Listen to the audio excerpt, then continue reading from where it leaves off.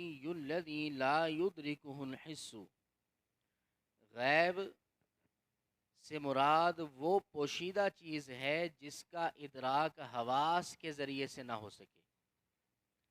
حواس یعنی محسوس کرنے کے جو ذرائع بندے کے جسم میں موجود ہیں، جنہیں حواس خمسہ کہا جاتا ہے، یعنی 5 حواس ہیں جن کے ذریعے سے بندے کو محسوس ہوتا ہے، جن میں سے دیکھنا، سننا، سونگھنا، چکھنا اور چھونا، یہ 5 طاقتیں ہیں جسم کے اندر جن کے ذریعے سے بندہ محسوس کرتا ہے۔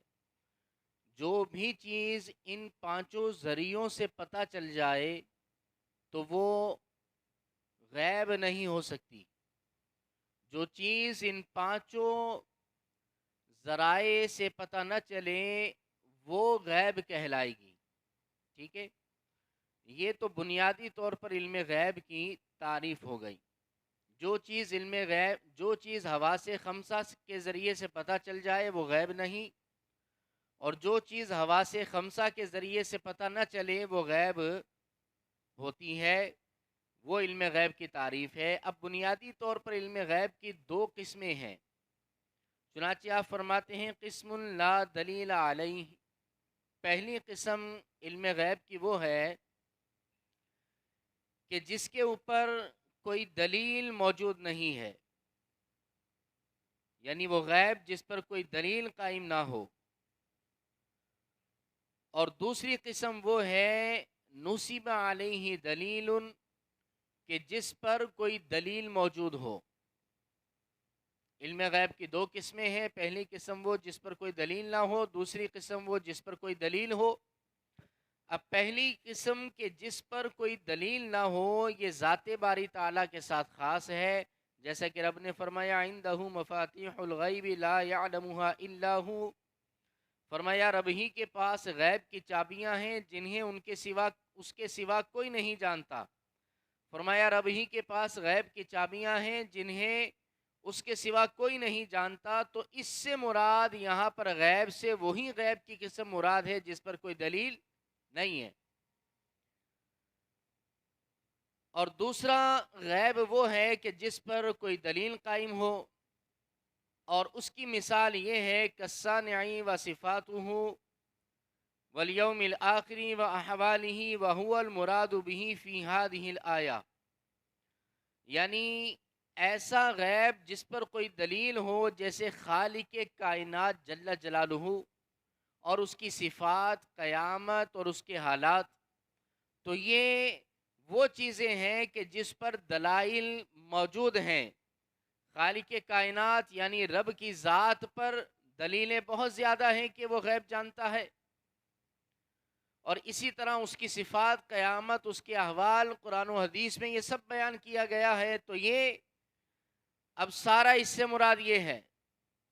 اور پھر یہ جو آیت کریمہ آپ سورہ بقرہ میں پڑھتے ہیں نا کہ یؤمنون بالغیب ویقیمون الصلاۃ ومما رزقناہم ینفقون، جہاں پر متقی لوگوں کی پہچان اللہ نے یہ کروائی کہ متقی وہ ہیں جو غیب پر ایمان لاتے ہیں، تو یہاں پر اس سے مراد وہی غیب کی قسم مراد ہے کہ جس پر کوئی دلیل قائم ہوتی ہے، ٹھیک ہے؟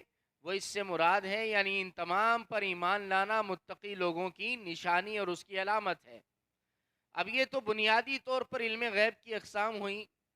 اس کے بعد پھر علم غیب کی ایک اور تقسیم کی جاتی ہے، ایک اور اعتبار سے علم غیب کو منقسم کیا جاتا ہے، اور وہ یہ ہے کہ ایک ہوتا ہے علم غیب ذاتی، اور دوسرا ہوتا ہے علم غیب عطائی۔ ذاتی وہ غیب ہے کہ جو بے کسی کے دیے اپنا ذاتی ہو، اور وہ غیب خاص ہے اللہ رب العالمین کے لیے، یعنی اللہ رب العالمین کی جو بھی چیز اس کے پاس ہے وہ سب اس کا ذاتی ہے، رب کو کسی نے دیا نہیں ہے۔ اسی طرح علم غیب ہے تو علم غیب بھی اس کا ذاتی ہے، جب سے اللہ ہے تب سے اس کا علم ہے۔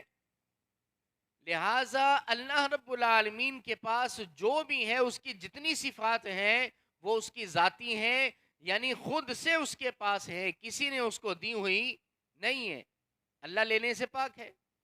تو لہٰذا علم غیب ذاتی اللہ کے ساتھ خاص ہے، نہ اسے کوئی دے سکتا ہے، نہ ہی رب کی یہ شان ہے کہ وہ کسی سے کچھ لے۔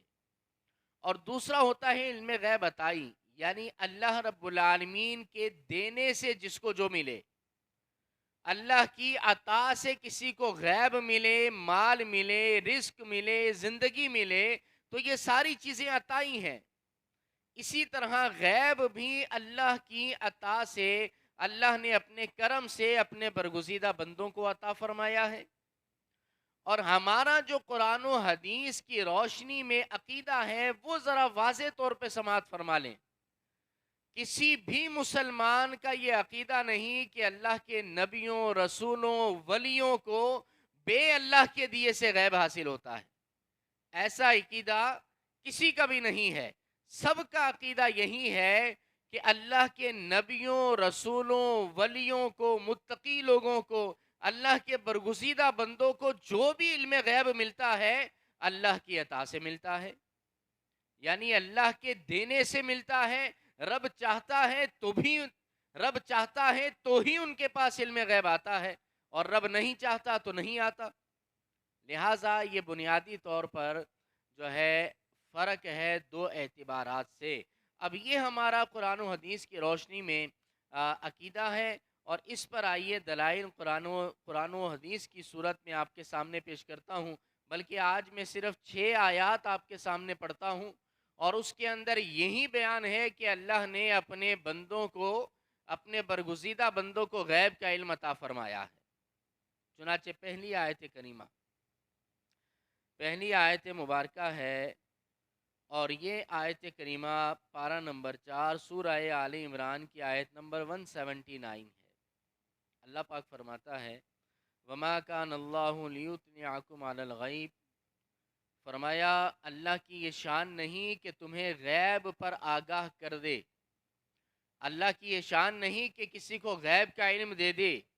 وَلَكِنَّ اللَّهَ يَجْتَبِي مِن رُسُلِهِ مَن يَشَاءُ، لیکن اللہ غیب دینے کے لیے اپنے رسولوں میں سے جسے چاہتا ہے منتخب کر لیتا ہے، یعنی جس کو اللہ نے پسند کیا، منتخب کیا، اس کو اللہ نے غیب کا علم عطا فرما دیا۔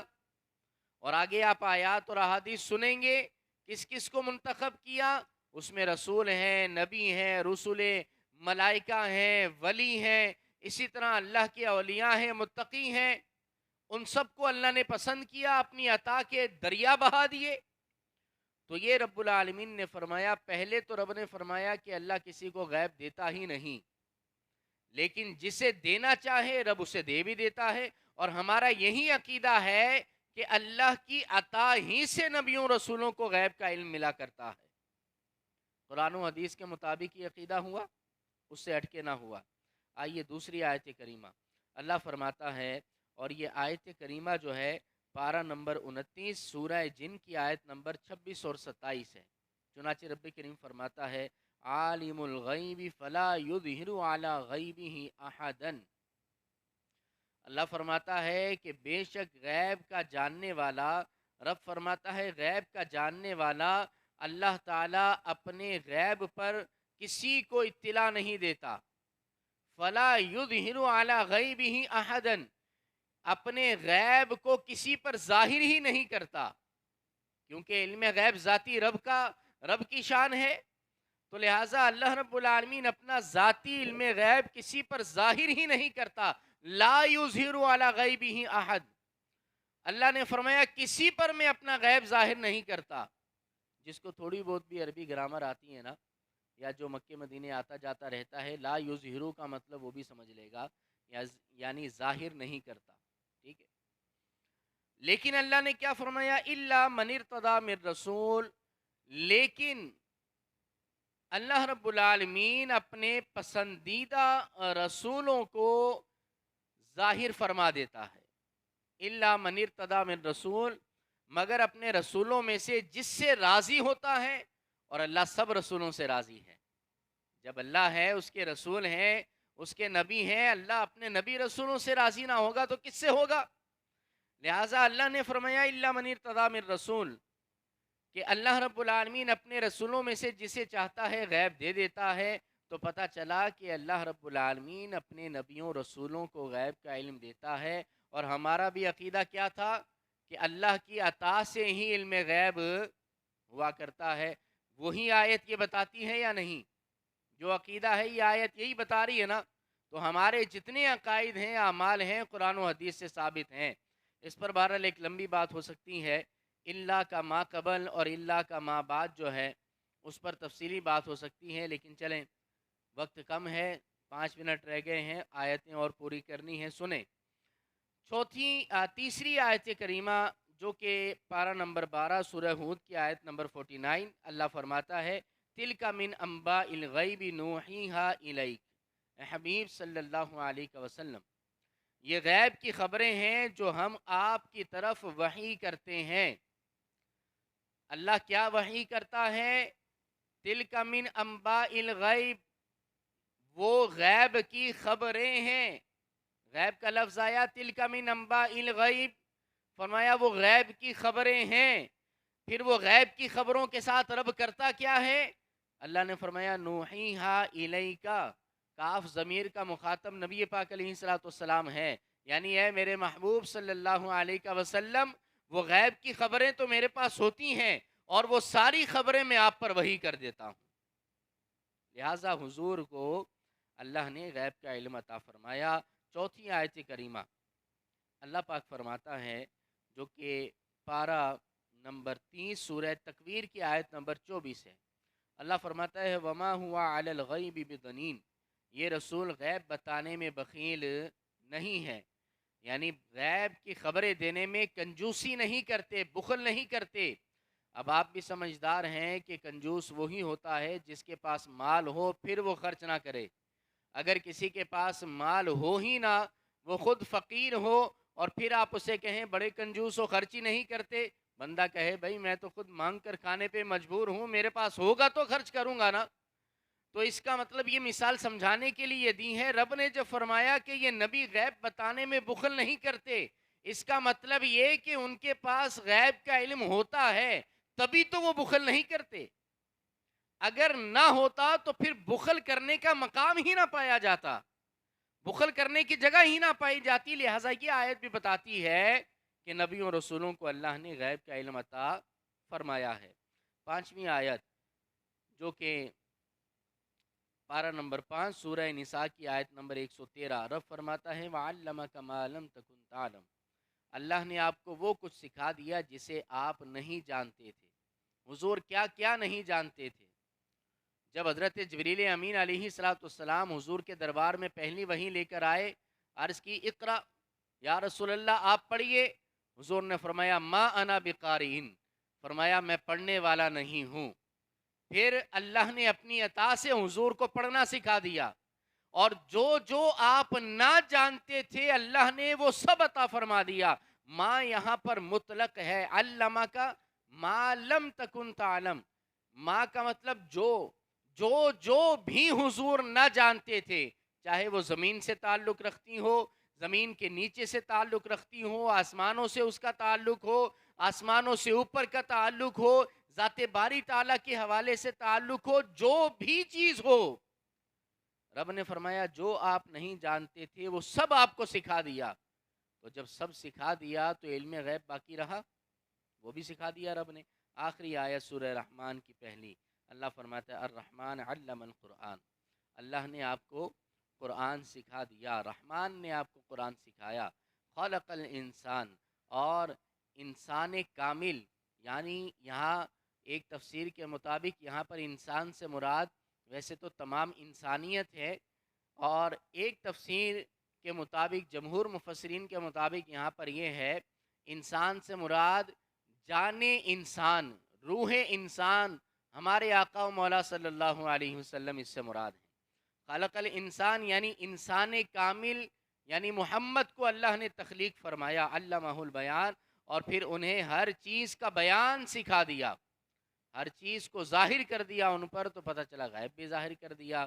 اور بہرحال وقت ختم ہوا، میرے امام اعلیٰ حضرت فرماتے ہیں اور کوئی غیب کیا تم سے نیہا ہو بھلا، جب نہ خدا ہی چھپا تم پہ کروڑوں درود۔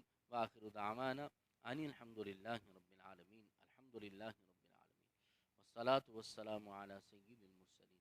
اللہم ربنا آتنا فی الدنیا حسنہ وفی الآخرۃ حسنۃ وقنا عذاب النار۔ یا الہی ہر جگہ تیری عطا کا ساتھ ہو، جب پڑے مشکل شہے مشکل کشا کا ساتھ ہو۔ یا الہی جب سرے شمشیر پر چلنا پڑے اور رب سلم کہنے والے غم زدہ کا ساتھ ہو۔ الہ العالمین، جن بھائیوں نے درس و قرآن کے لیے وقت دیا، ہم سب کی جان میں، مال میں، عزت میں، آبرو میں خیر و برکت عطا فرما۔ اے اللہ ہمارے گھروں کو امن کا گہوارہ بنا، باری تعالیٰ نظر بس سے محفوظ فرما، ہر قسم کے جادو ٹونے، آفت و بلیات، فتنہ و فساد سے محفوظ فرما، اپنے سوا کسی کا محتاج نہ بنا۔ اے اللہ ہمارے عقیدوں کی حفاظت فرما، عقیدہ اسلامیہ پر ہی موت عطا فرما، اسلام کی حالت میں ہی موت عطا فرما، قیامت کے دن مولا ہمیں حضور کی شفاعت عطا فرما۔ وصلی اللہ تعالی علی خیر خلقہ محمد وعلی آلہ وصحبہ اجمعین برحمتک یا ارحم